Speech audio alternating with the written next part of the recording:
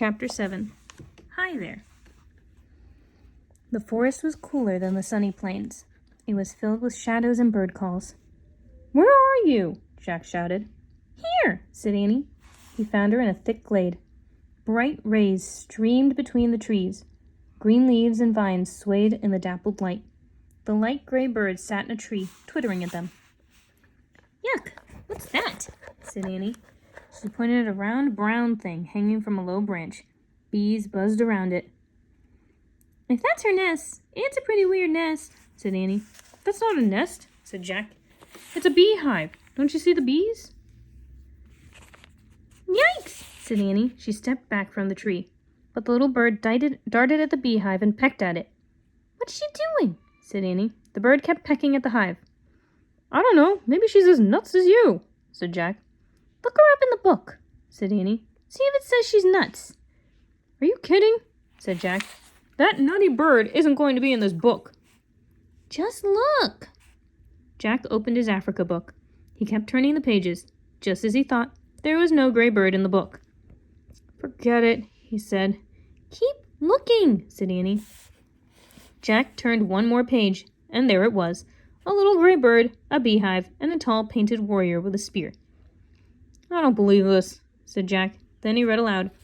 "This bird is called a honey guide. It's both a friend and a helper to Maasai people, an African tribe known for their fierce fighting skills and bravery." "Hi, honey guide," Annie called to the bird. "I knew you were important." Jack kept reading. "The honey guide leads a Maasai tribesperson to a beehive. The bird waits for him or her to scatter the bees and take the honey. Then the bird feasts on the honeycomb." "That's cool," said Jack. "They work together, like the zebras and the wildebeest and gazelles." "Yeah, and she wants us to be her helpers. We have to scatter the bees and leave her the honeycomb." "How do we do that?" said Jack. He looked back at the book. It didn't say how. "Well, maybe we could wave those weeds."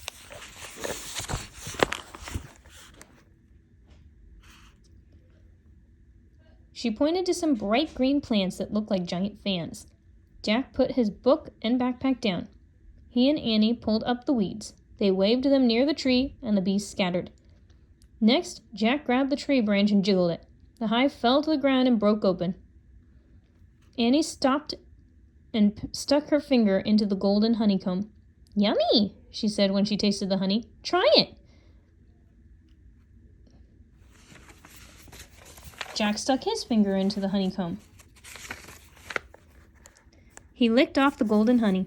It was the sweetest honey he had ever tasted. "Now the honey guide can get to her honeycomb," said Annie. "Yeah, but she better hurry before the bees come back," said Jack. "It's weird. Honey's so sweet and good, but to get it, you have to go past a lot of dangerous bees." "Oh, man," whispered Jack. "That's it." "That's what?" asked Annie. Jack said Morgan's riddle.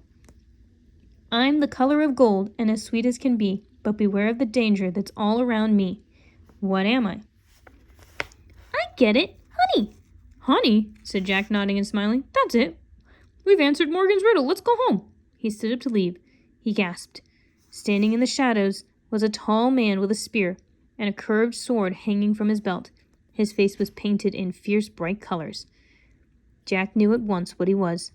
A Maasai warrior. "Hi there," Annie said in a small voice. Chapter 8. Yum. The warrior stared back at Jack and Annie. "We were helping one of your honey guides," said Annie. The warrior was as still as a statue. "We didn't mean to steal anything," Jack said. "In fact, it's all yours. We've had enough." "Lots of good honey still here," Annie said, smiling. The warrior narrowed his eyes. "Is he angry?" Jack wondered. "I'm sorry we were trespassing," said Jack. "We come in peace. In fact, we bring gifts." He picked up his backpack and held it out to the warrior. The warrior still didn't move. "This?" Jack held up the book. "Nothing." Jack reached into his pack. He pulled out the big jar of peanut butter. "Peanut butter!" He pulled out the loaf of bread. "Bread! Hey, how about a peanut butter and honey sandwich?" "Yum!" Annie said, watching the warrior. The warrior stared at the food. "We'll show you," said Jack. As Jack unwrapped the bread, his hands shook. Annie opened the jar. "We don't have anything to spread it with," she said. "Use your fingers," said Jack. Excuse me, Annie said to the warrior. I have to use my fingers, but they're pretty clean. An elephant just... Just do it, Annie, said Jack. Okay. She spread the peanut butter onto a slice of bread with her fingers. At the same time, Jack spread the honey from the beehive on another slice. Jack and Annie put their pieces of bread together. Ta-da! Said Annie, handing the sandwich to the warrior. The warrior took the sandwich, but he didn't eat it. He just looked at it. Let's make sandwiches for us too, Jack said, so he doesn't have to eat alone. They quickly made 2 more sandwiches. See, like this. She bit into her sandwich. Yum! Jack took a bite too. He said. It was really good. Finally, the warrior bit into his sandwich. He chewed slowly. This is called a picnic. They ate their sandwiches in silence. When they finished, Jack screwed the lid back on the peanut butter jar. Not bad, huh? He said. The warrior smiled. He had a kind, dignified smile. Jack and Annie smiled back at him. Then the warrior turned gracefully and vanished into the trees. Oh, man, said Jack. Part of him wanted to follow the silent warrior through the shadowy forest. Ready? Annie asked softly. Jack nodded. Annie started to go. Wait, said Jack. He put away the peanut butter and bread. We're going back to the treehouse, right? We're not going to do another silly, rescue anything or chase birds thing, right? Those aren't silly things, said Annie. Don't forget that bird gave us the answer to the riddle. Oh, right, said Jack. He looked at the tiny little honey guide. She was on the ground, pecking at the honeycomb. Thanks, Jack said to the bird. Have a good feast, said Annie. Jack put on his pack, then he and Annie started out of the forest. When they passed the pond, they saw the elephant still splashing in the water. He lifted his trunk. He seemed to be waving at them. See ya, Annie shouted, waving back. They rounded the bend in the river, then started through the tall grass. As they walked back toward the treehouse, they saw the wildebeest in the distance. There were still some crossing the river. They saw a family of zebras grazing together. They saw lone giraffes walking from tree to tree, eating the leaves, and they saw a bunch of lions sleeping in the shade of the tree. The same tree that the treehouse was in. Whoops, said Annie. Jack's heart gave a jump. So, there they are, he said.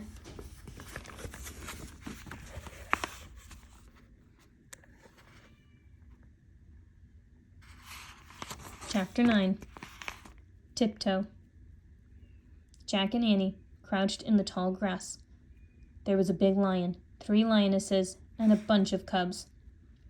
I think they're sleeping, whispered Annie. Yeah, said Jack, but for how long? He pulled the Africa book from his pack and opened it.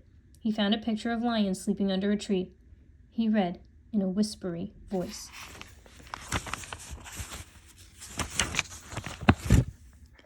After a pride of lions is eaten, they rest for a few hours. The other... What did they have for lunch? Annie broke in. Don't ask, said Jack. Just keep reading. Sensing that the lions are not hunting at the moment, the other animals graze nearby. If they can graze, then we're safe, said Annie. She started to stand. Wait! Jack pulled her down. Not so fast. He peered around.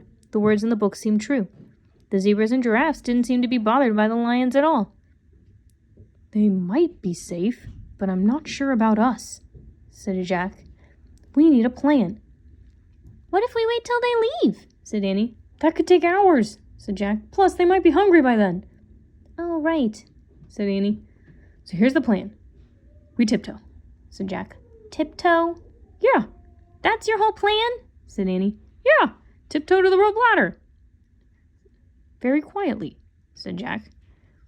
Good plan, Annie teased. Just do it, said Jack. He stood up slowly. Annie stood with him. They began tiptoeing through the grass. Very slowly.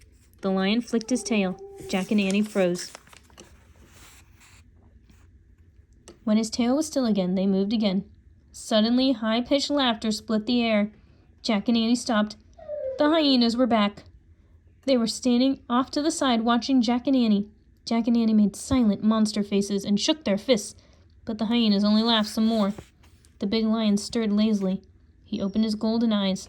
Jack felt the hair rise on the back of his neck, but he didn't move an inch. The lion lifted his head and yawned. His giant teeth gleamed in the sunlight.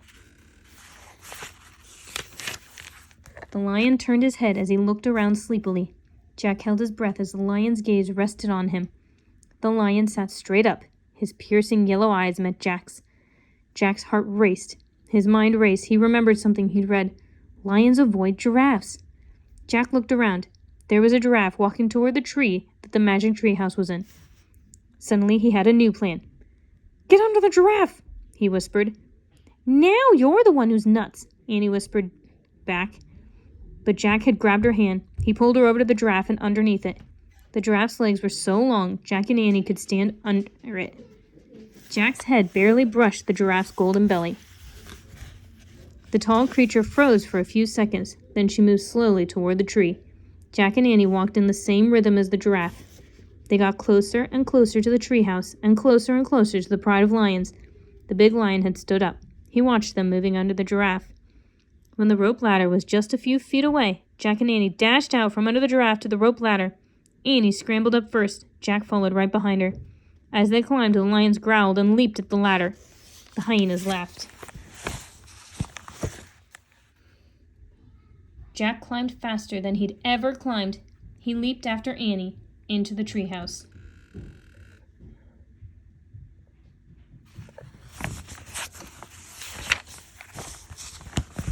Annie had already unrolled the scroll. The riddle was gone. In its place was one shimmering word: honey. Jack grabbed the Pennsylvania book. He opened it and found the picture of the Frog Creek woods. "I wish we could go there," he said. Just then the giraffe stuck her head through the window. "Bye, honey," said Annie as she kissed the giraffe on the nose. The wind started to blow. The treehouse started to spin. It spun faster and faster. Then everything was still. Absolutely still. Chapter 10. After lunch. Jack opened his eyes. His heart was still racing. Hyena laughter still rang in his ears. "We made it," said Annie. "Yeah," said Jack, "but it was very close." Jack took another moment to calm down. Then he pulled the Africa book out of his pack and put it with the other books. Annie put the scroll with the other two scrolls. The giraffe was the true honey on that trip. "She was sweet and golden, with danger all around." "Yep," Jack said. "And now we have just one riddle to go." "Yep," said Annie. "Ready?" "Ready." She started down the ladder. Jack followed. When they hit the ground, they walked through the sunlit woods. "It's time for lunch," said Jack. "I'm full from our picnic," said Annie. "Same here," said Jack. "What do we tell Mom?" said Annie. "We say we ate our sandwiches coming back from the store," said Jack. "What if she asks why?" said Annie. "Oh, we just say we had a picnic with a Maasai warrior in Africa," said Jack. Annie laughed. "Right, because we didn't want him to be mad at us for taking his honey." "Right," said Jack. "The honey from a beehive that a honey guide led us to." "Right, and that happened after an elephant gave me a shower, and we scared off 2 hyenas." "Right, and after you fell into a mud hole because you were helping a million wildebeest migrate across a river." "Right, and all that was before a giraffe saved us from a lion." "Right," said Jack. Jack and Annie left the Frog Creek woods and started up their sunny street. They were silent for a moment. Then Jack pushed his glasses into place. "We better just say we ate our sandwiches on the way home from the store," he said. "Right," said Annie. "And if Mom asks why?" "We'll just say it's a really long story," said Annie. "Right, with like 10 chapters." Annie laughed. "Good plan," she said. "Very good plan," said Jack. They crossed their yard. They went up their steps and through the front door. "We're back!" Annie shouted. "Great!" called their mom. "Ready for lunch?"